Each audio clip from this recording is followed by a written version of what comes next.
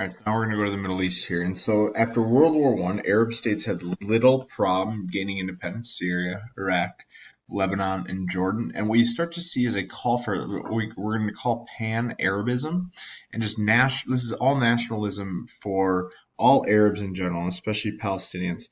And basically, Palestinians had slowly gained independence under the British Mandate system, and but basically everywhere except the Palestinians are completely independent by the end of World War One. And part of that is due to Britain's going to make conflicting promises about Palestine. So one of the things that they promised was something called the Balfour Declaration in 1917. It made it clear that the British are going to support a homeland for the Jews in Palestine. However, Britain's going to limit immigration of the Jews to protect Arabs' political and economic rights in the area.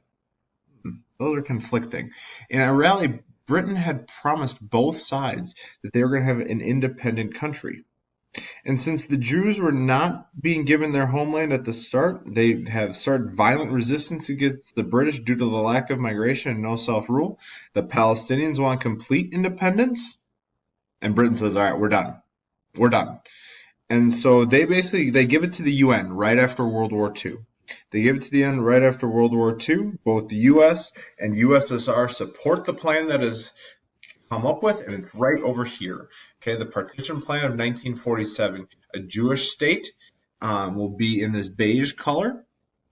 A Arab Muslim state, Palestine, will be in this orange, burnt orange color, and Jerusalem, most importantly, is going to be independent. Okay, it's going to basically be an international city, and the Jews declared the state of Israel in May of 1948, and Arabs absolutely hate this plan, and it immediately leads to civil war. Okay, it immediately leads to civil war, and you can see here Israel gets bigger over time.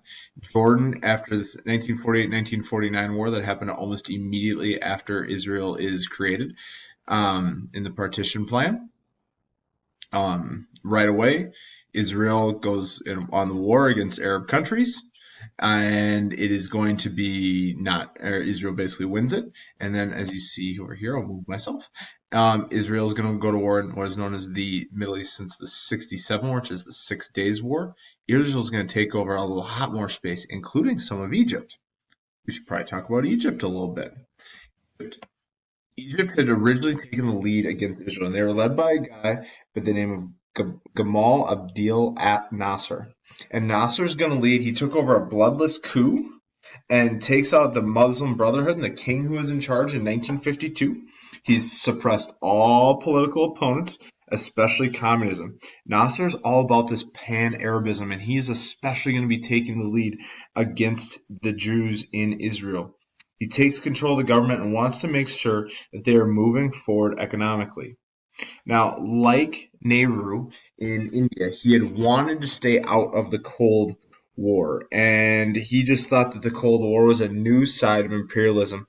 But he uses both sides against each other for the benefit. So he's going to take economic and military aid from both, just like India did. And he is allowed to take control in the region and gets rid of anything imperial. He's going to give money to the Algerians against the French. He's going to kick Britain out of the Suez Canal, and was known as the Suez Canal Crisis. And he's able to take complete control of the Suez Canal, and because he had wanted money to rebuild the dam, and the international community had wanted to be a multinational effort. And even though Britain and France and Israel join the attack against Egypt in the early 50s, the US and USSR were against this battle for the Suez Canal, and Nasser ends up with the support. So here's what you should learn. Nasser is gaining more and more support against Israel, and he gains support mainly because he is very anti-imperial in his ways. But then when they lose this 1967 war, they lose control of the Sinai Peninsula. Now, this is the slide I want, because this is Jerusalem today, and notice what we have going on. It's a mess. Now, this is something we'll talk about a little bit more. There'll be a video in class I'm going to show you, and the link, if you're not in class, the link to that video is here. Oops. So watch that link if you're not in class. And what you're really looking at is Israel and Egypt take the lead against each other. They're eventually going to sign a peace deal that Egypt is going to basically give up and say, Israel, you have the power, you can exist, but however, and we won't mess with you anymore. However, you have to give us the Sinai Peninsula back, and that's the deal. And slowly but surely over time, Israel does make peace with most of the Arab countries around it in some way, shape, or form. However, the Palestinians still do not have a country today, and them in Egypt still basically they disagree over land, and they both claim land on religious grounds, and so it's still very contentious today. And you can see here, this is not as updated as it probably should be, but I mean Israel has erected borders, and it's not. I mean, the land. I mean, to go back again to this map. I mean, you look at this land, and this is Jerusalem, and this is really hard to figure out because I mean, basically anything in beige is Palestinian, anything kind of this greenish color is Israeli, and I mean, they don't overlap, but they're all over the place, and they don't really follow any necessarily border that had been there, and so you're looking at a difficult situation, at least. It's a land issue. They aren't arguing over theology of Judaism and Islam. They are using religion to justify their claims because they are holy sites for each city. It's the third holiest site in Islam, and it's the holiest site in Judaism. Not an easy one. All right, something else let's talk Middle East here as a whole. Let's talk Sunnis and Shias. The Sunnis. All right, where am I gonna put myself? Let's put me down here. Okay, so religious ethnic diversities throughout the Middle East, and some countries are being supported by the U.S., some are being supported by the USR, and more or less they're trying to stay neutral though. You have many different types of governments. You have military dictatorships, you have monarchies, and some Islamist revolutionaries. Well, what's an Islamist?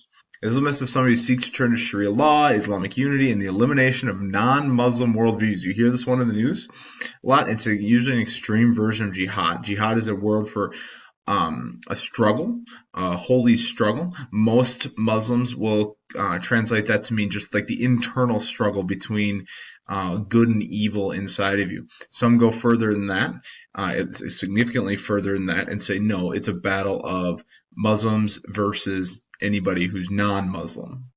And so what you see play out here is basically a battle against secularism throughout. And so first let's start in Iran, which was, I mean, it was a very secular state.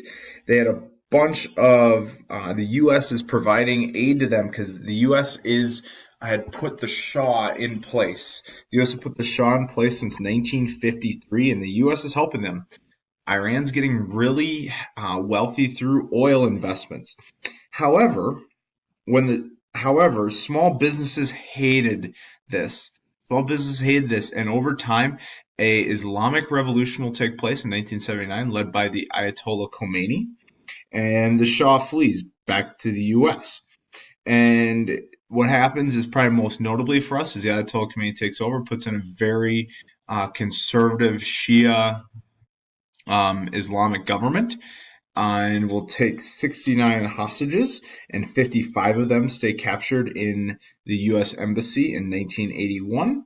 Everything is captured by that was U.S. is kicked out and is going to stay that way for a while. And that's kind of your background today why Iran and the U.S. don't get along with each other, because the U.S. supported the Shah before the Ayatollah Khomeini took over and his Shia Islamist revolution.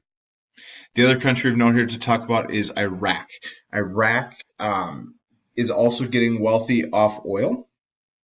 Is also getting wealthy off oil. And Saddam thinks that Iran is losing power right after the revolution. He is a Sunni. He's a Sunni who believes that, and he wants a pan-Arab state as well, something that we had talked about earlier. And he is going to go on an attack against Iran in this Sunni Shia battle, basically for power in the Middle East.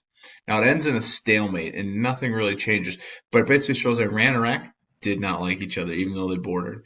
And then when Saddam attacks Kuwait and working more and more, basically to get more wealthy off the oil because he officially did because of allocation of resources, that's going to lead to the Gulf War One, where now the U.S. is going to get involved. So just something I want to make clear with the Islamists here is they want to get rid of the political and cultural influences that are against Islam, and they're going to blame the Western values and cultural norms for the political and economic failures. And basically, they thought that they want more of a religion to be a part of it. So solutions are to bring back strict Islamic identity, values, power, and the right to defend Islam and the Islamic community. So there is your extreme view of jihad with Islamists. So the Middle East as a whole, you're really looking Iraq and Iran fighting for power on one side, and then on the other main conflict, Israel Palestine, you're looking at the creation of the Jewish state, and then from that point on, Israel and Palestine fighting over land, and lastly, Egypt as the power fighting against Israel until they make peace with them when they get the Sinai Peninsula back.